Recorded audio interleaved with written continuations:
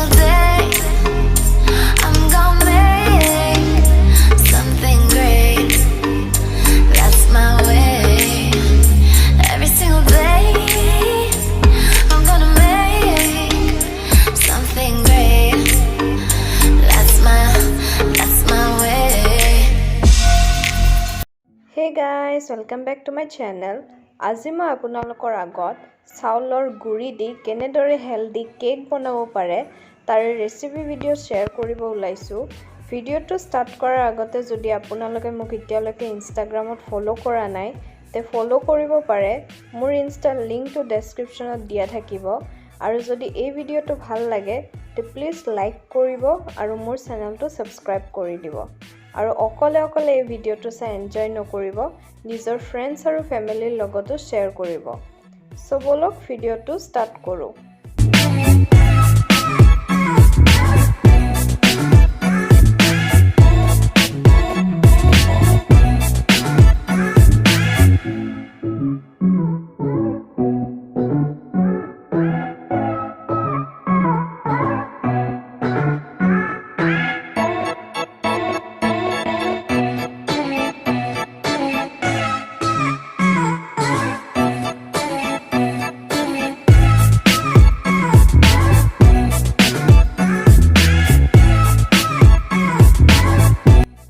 Rice cake বনাবৰ কাৰণে ফাৰ্ষ্টতে আপোনালোকে ইয়াতে কেকটোত যিমান মিঠা খাব খোজে সিমান আপোনালোকে চেনি দিব। দিয়াৰ পিছত মই ইয়াতে অকণমান মিঠাতেল দিছো আৰু অলপমান গাখীৰ দিছো। এতিয়া গুটেখিনি ভালদৰে মিক্স কৰি থাকিম যেতিয়ালৈকে চেনিখিনি ভালদৰে ডিজলভ হৈ নাযায়।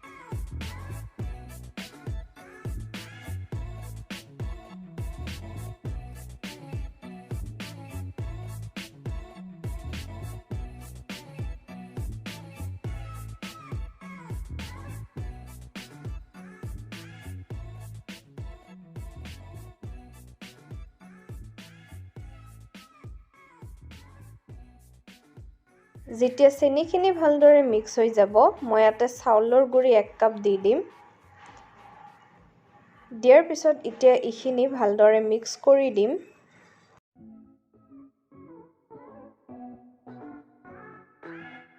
আকৌ অলপমান গাখীৰ দিম। দিয়াৰ পিছত গুটেখিনি ভালদৰে মিক্স কৰি থাকিম।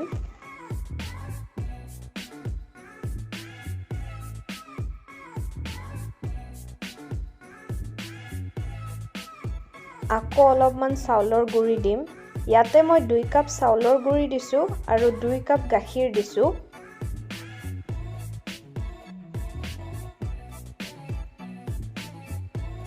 আৰু গাখীৰ দি ভালদৰে মিক্স কৰি লম।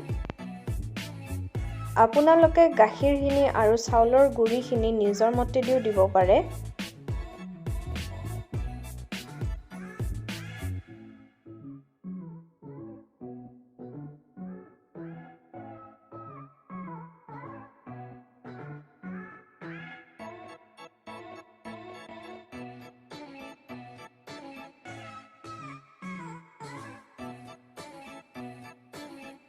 আৰু ইয়াৰে থিকনেসটো এনেকুৱা হ'ব লাগিব, খুব বেছি পাতলো নহয় আৰু ডাঠো নহয়।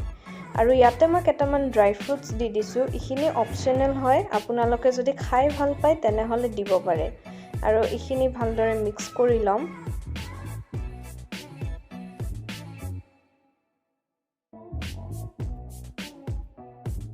কৰাৰ পিছত এনেকুৱা এটা বাটি যত আপোনালোকে কেক বনাব সেই বাটিটোত অলপমান তেল দিব। তেলখিনি দিয়াৰ পিছত গুটেইখিনি তেল ভালদৰে বাটিটোত খানি লব যাতে কেকটো উলোৱানতে সহজ হয়।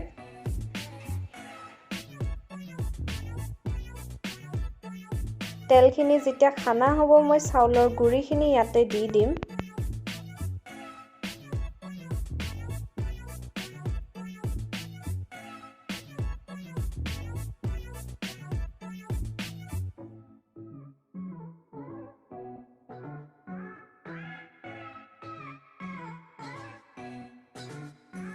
এতিয়া আমি চাউলৰ গুড়িখিনি 30 মিনিটমান ৰেষ্টত থৈ দিম তাৰ পিছত আমি কেৰাহী এটা গেছত পাতি দিম লগতে পানী অলপমান গৰম হ'ব দিম আৰু আপোনালোকৰ ঘৰতটো এনে ধৰণৰ ষ্টেণ্ড থাকে সেই ষ্টেণ্ডটো ইয়াতে কেৰাহীৰ ওপৰত এনেদৰে দি দিম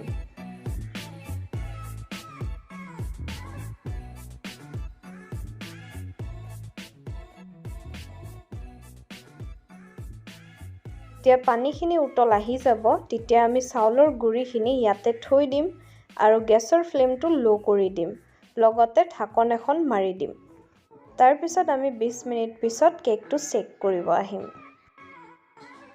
20 মিনিট হৈ গ'ল এতিয়া আপোনালোকে কেকটো চেক কৰিবৰ কাৰণে ছুৰী বা চামুচ এখন লৈ ল'ব তাৰ পিছত কেকৰ যিকোনো সাইডত এনেদৰে ফুটা এটা কৰি চাব যদি একো লাগি নাহে তেনেহলে আমাৰ কেকটো হৈ গৈছে আৰু যদি চামুচখনত লাগি আহে তেনেহলে কেকটো হোৱা নাই তো আপোনালোকে আকৌ ঢাকনখন মাৰি কেকটো হ'বলৈ 20 মিনিট গেছত থৈ দিব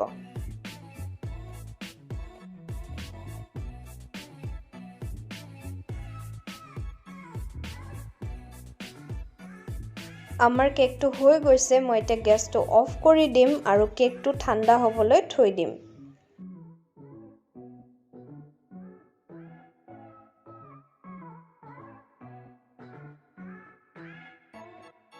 কেকটো জলদি ঠাণ্ডা হ'বৰ কাৰণে আপোনালোকে এখন কাঁহীত অলপমান পানী লৈ কেকৰ বাতিটো তাতে থৈ দিব পাৰে এনেকুৱা কৰিলে কেকটো অলপ জলদিকে ঠাণ্ডা হয়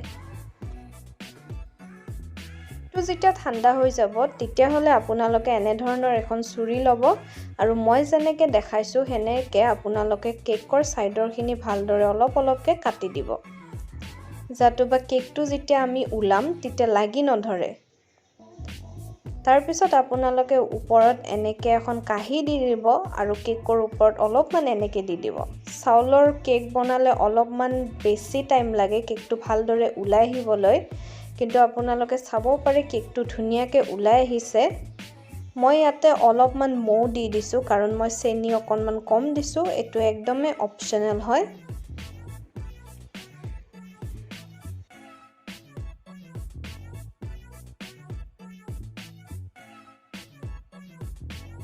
আৰু ওপৰত আকৌ কেটামান ড্ৰাই ফ্ৰুটস কাটি দিছো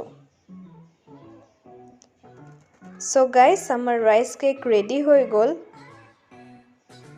মই আপোনালোকক এতিয়া কেকটো কাটি দেখাই আছো বহুতে বেছি সফট কেক হয় আৰু খাবলৈও বহুত বেছি টেস্টি হয় মোৰ এই ভিডিওটো চাই যদি আপোনালোকে এই কেকটো ট্ৰাই কৰি চাই তেনেহলে মোৰ লগত কমেন্ট সেকশন বা ইনষ্টাগ্ৰামত শেয়াৰ কৰিব নাপাহৰিব আজিলৈ ইমানে থ্যাংক ইউ এভৰিওয়ান